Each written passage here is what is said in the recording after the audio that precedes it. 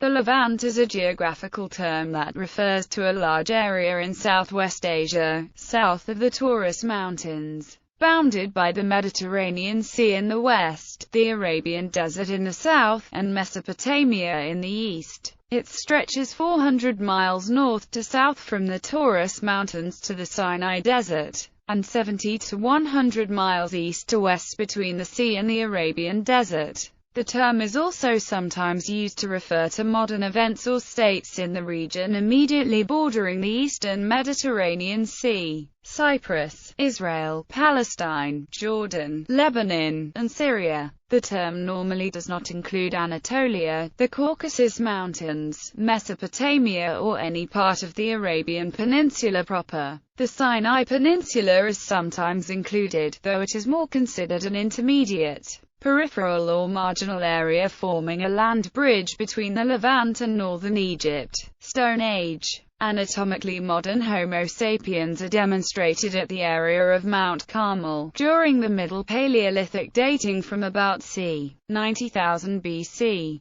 This move out of Africa seems to have been unsuccessful, and by c. 60,000 BC in Palestine, Israel, Syria, especially at Amud, classic Neanderthal groups seem to have profited from the worsening climate to have replaced Homo sapiens, who seem to have been confined once more to Africa. A second move out of Africa is demonstrated by the Boca-Tactite Upper Paleolithic culture, from 52–50,000 BC, with humans at Ksar 25 level being modern humans. This culture bears close resemblance to the Badashan or Agnasian culture of Iran, and the later Sabilian Egyptian culture of c. 50,000 BC. Stephen Oppenheimer suggests that this reflects a movement of modern human groups back into North Africa. At this time, it would appear this sets the date by which Homo sapiens Upper Paleolithic cultures begin replacing Neanderthal Levallois-Mousterian, and by c. 40,000 BC Palestine was occupied by the Levanto or Agnasian Armenian culture, lasting from 39 to 24,000 BC. This culture was quite successful, spreading as the Antillean culture, as far as southern Anatolia, with the Atlatin culture. After the late glacial maximas, a new Epipaleolithic culture appears in southern Palestine, extending from 18–10,500 BC. The Kabaran culture shows clear connections to the earlier microlithic cultures, using the bow and arrow, and using grinding stones to harvest wild grains, that developed from the c. 24,000–17,000 BC Harfan culture of Egypt, that came from the still earlier Atarian tradition of the Sahara. Some linguists see this as the earliest arrival of Nostratic languages in the Middle East.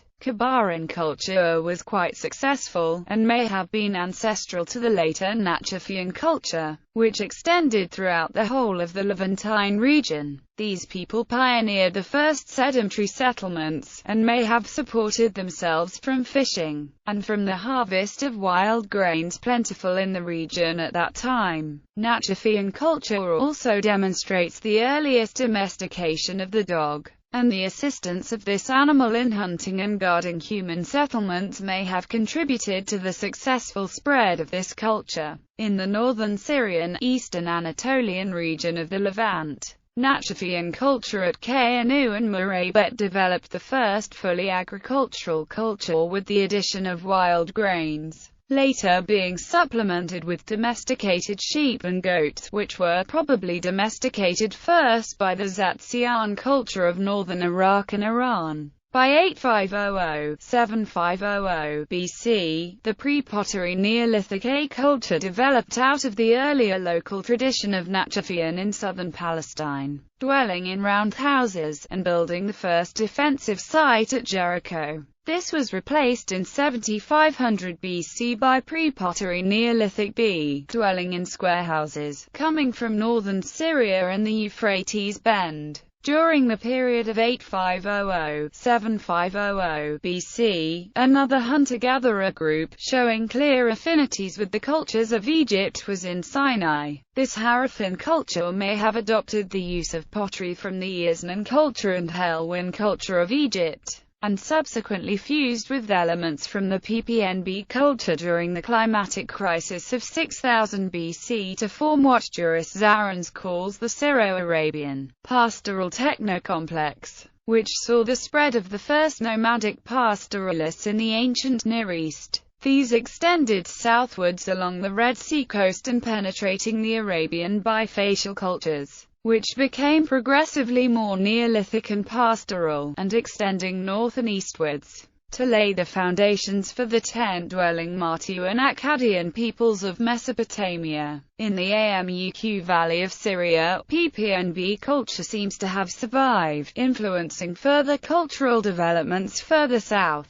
Nomadic elements fused with PPNB to form the Minhata culture and Yarmoukhian culture, which were to spread southwards, beginning the development of the classic mixed farming Mediterranean culture, and from 5600 BC were associated with the Garsulian culture of the region, the first Chalcolithic culture of the Levant. This period also witnessed the development of megalithic structures, which continued into the Bronze Age. Bronze Age. In modern scholarship, the chronology of the Bronze Age Levant is divided into early Proto-Syrian, corresponding to the early Bronze, Old Syrian, corresponding to the Middle Bronze, and Middle Syrian, corresponding to the Late Bronze. The term Neo-Syria is used to designate the early Iron Age. The Old Syrian period was dominated by the Eblate First Kingdom, Naga, and the Mariot Second Kingdom. The Akkadian Empire conquered large areas of the Levant and were followed by the Amorite kingdoms, California,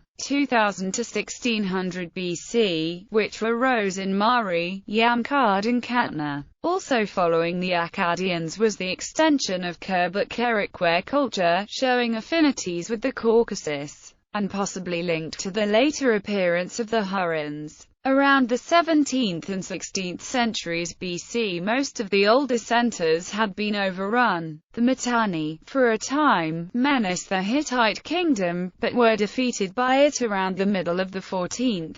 The Semitic Hyksos used the new technologies to occupy Egypt, but were expelled, leaving the empire of the new kingdom to develop in their wake. From 1550 until 1100, much of the Levant was conquered by Egypt, which in the latter half of this period contested Syria with the Hittite Empire. At the end of the 13th century BC, all of these powers suddenly collapsed. Cities all around the eastern Mediterranean were sacked within a span of a few decades by assorted raiders. The Hittite Empire was destroyed. Egypt repelled its attackers with only a major effort, and over the next century shrank to its territorial core. Its central authority permanently weakened. Iron Age. The destruction at the end of the Bronze Age left a number of tiny kingdoms and city-states behind. A few Hittite centers remained in northern Syria, along with some Phoenician ports in Canaan that escaped destruction and developed into great commercial powers. The Israelites emerged as a rural culture mainly in the Canaanite hill country and the eastern Galilee, quickly spreading through the land and forming an alliance in the struggle for the land against the Philistines to the west, Moab and Ammon to the east, and Edom to the south.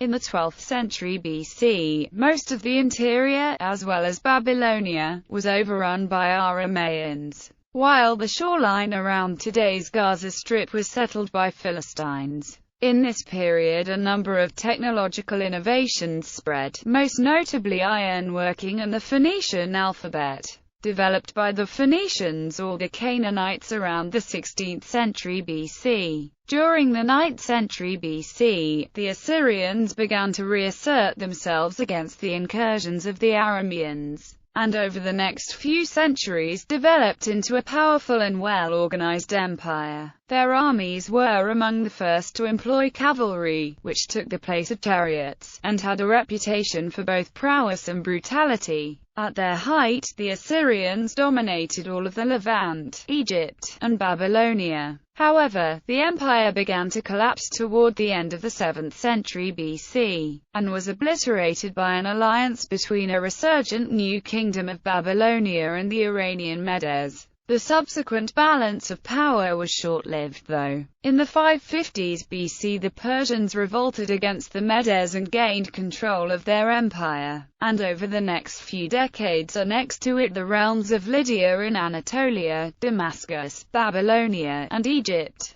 as well as consolidating their control over the Iranian plateau nearly as far as India. This vast kingdom was divided up into various satrapies and governed roughly according to the Assyrian model, but with a far lighter hand. Around this time Zoroastrianism became the predominant religion in Persia. Classical Age. Persia controlled the Levant, but by the 4th century BC, Persia had fallen into decline. The campaigns of Xenophon illustrated how very vulnerable Persia had become to attack by an army organized along Greek lines. And under Alexander the Great the Levant was conquered. Alexander did not live long enough to consolidate his realm. The greater share of the east went to the descendants of Seleucus I Nicator. This period saw great innovations in mathematics, science, architecture, and the like, and Greeks founded cities throughout the east, some of which grew to be the world's first major metropolises.